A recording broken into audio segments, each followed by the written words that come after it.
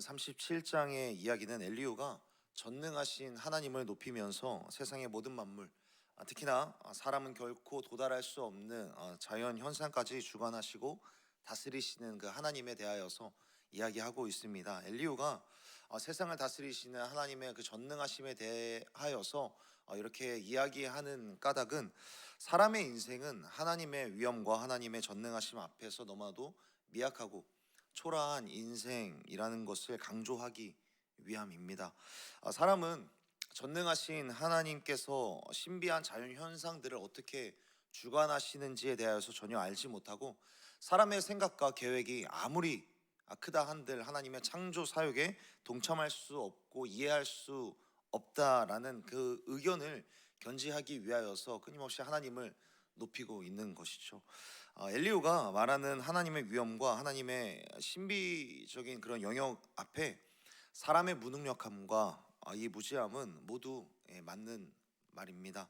하나님의 능력과 하나님의 존재는 사람의 존재와는 차원이 다르고 사람의 능력과는 비교조차 될 수 없는 것이 분명합니다.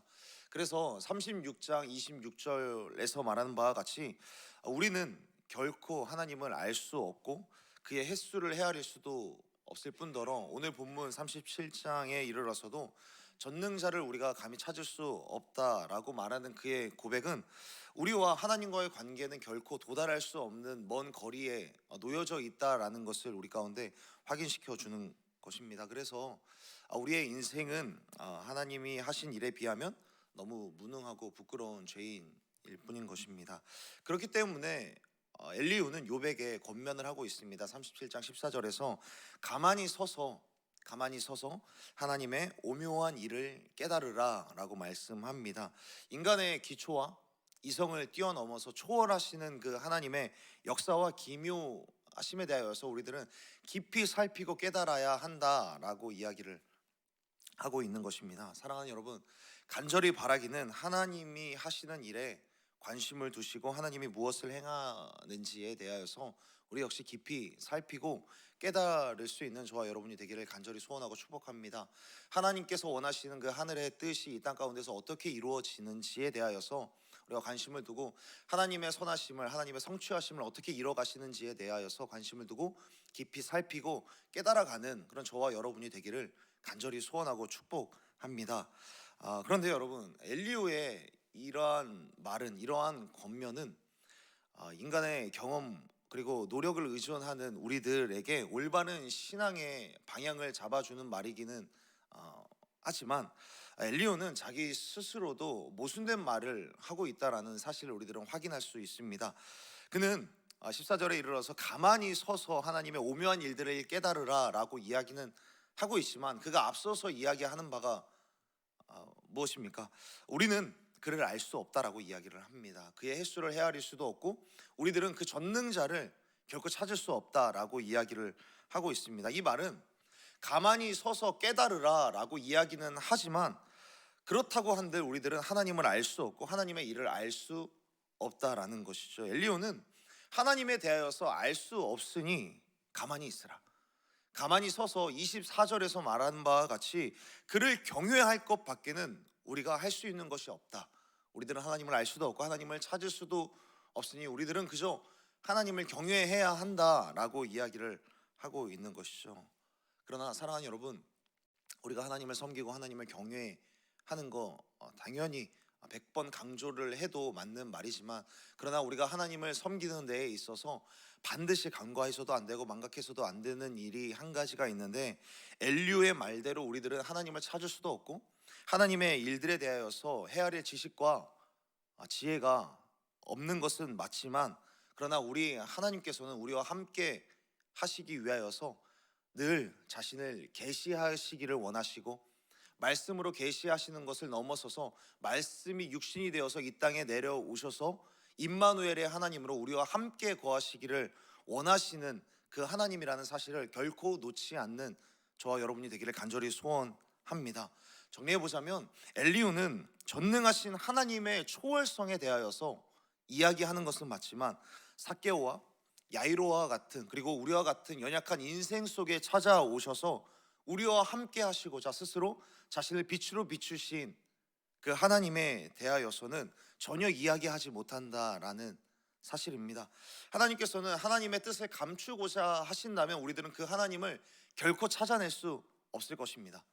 그러나 우리 하나님은 우리 곁에 오셔서 우리에게 자신을 끊임없이 계시해 주시는 그 하나님이라는 사실을 우리들은 기억해야 한다라는 것입니다. 하나님은 말씀이라고 하는 자기 계시를 통하여서 우리에게 하나님의 하나님 되심을 끊임없이 보여주시는 하나님이십니다. 그리고 그때에 말씀이라고 하는 커튼을 젖어 제칠 때에 이 땅에서 일어나는 그 하나님의 비밀을 우리들은 알 수 있고 하나님과 대화할 수 있는 그런 통로를 열어 주셨습니다. 이런 의미가 담겨진 것이 예수님께서 이 땅에 오신 그 사건에 기록이 되어 있는 것이고, 또한 마가의 다락방에 임한 성령의 임하신 사건이 이런 의미를 담고 있습니다.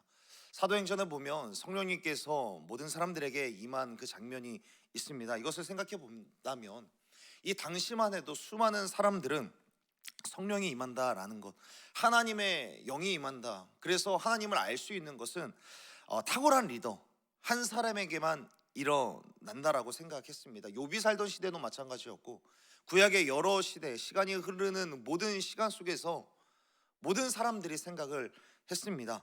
하나님의 영은 모세라든지 다윗이라든지 구약의 성령님은 특별하게 선택된 소수 몇 사람들에게만 임하여서 하나님이 일하신다라고 생각하는 것이 모든 유대인들이 가졌던 공통적인 생각들이었습니다. 그래서 마가의 다락방에 모여 있었던 사람들도 성령을 기다리긴 했지만, 그러나 성령을 받아서 하나님에 대하여서 그리고 하나님의 일에 대하여서 알 수 있는 것은 베드로와 요한 정도일 것이다 라고 생각을 했을 것입니다. 그런데 그곳에서 어떤 일이 일어났습니까? 성령이 임하는데 그곳에 있었던 모든 사람들 각 사람에게 임하였다라고 말씀하고 있는 것입니다. 하나님은 하나님을 기다리는 사람들, 성령님을 사모하는 그 사람들, 모든 사람들에게 나타나 보이셨고 그들 가운데 하나님의 일을, 하나님의 비밀을 알 수 있는 은혜를 허락하셨다라는 것이죠. 그 당시 유대인들도 마찬가지고 고대 근동 지방에서 하나님을 섬기던 엘리후 역시 이 일들이 자신의 눈앞에 나타났다면 깜짝 놀랐을 것입니다. 레위인이 아닌 이상, 제사장이 아닌 이상 하나님을 영접할 기회는 당연히 없을 것이고, 하나님의 현현을 볼 자격조차 없을 것이라고 여겼을 것이고, 아니 하나님의 현현을 본다고 한들 죽을 것이 자명한 일이다라고 생각했던 것이 고대 근동 지방의 사람들, 아니 구약 시대의 모든 사람들이었습니다.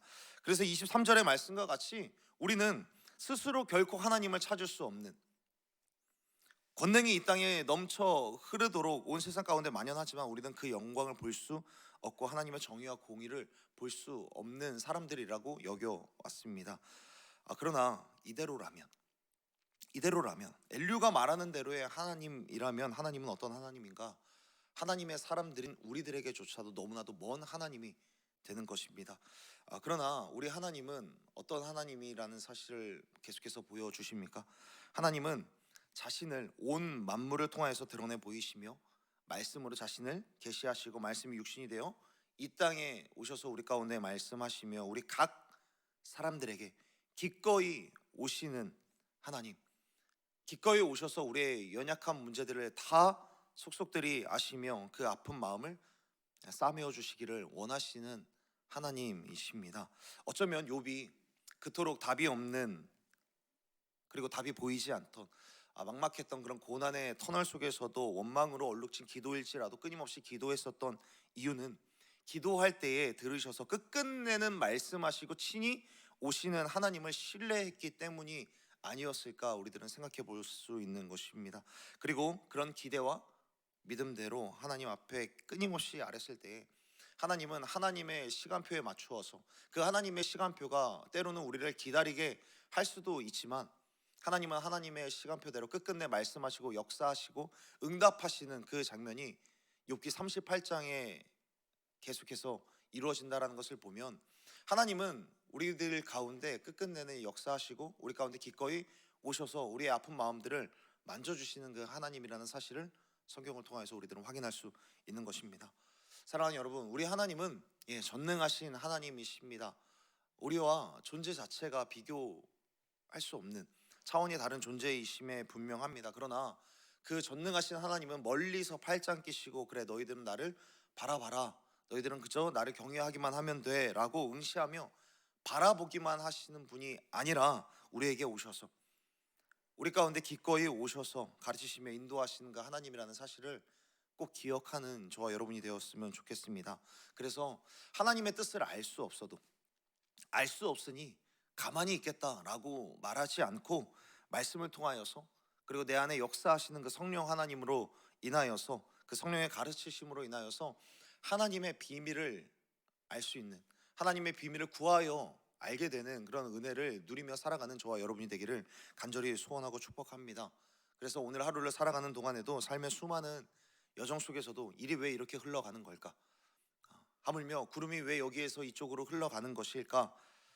라는 부분들에 대하여서 우리들은 도무지 이해할 수 없는 하나님의 신비한 자연 현상과도 같은 것들일지라도 하나님 앞에 구하며 하나님께 뜻을 물으며 나아갈 수 있는 저와 여러분이 되었으면 좋겠습니다. 사람들의 오해와 고난들 그런 일들이 빗발치더라도 그런 일이 왜 일어나는가?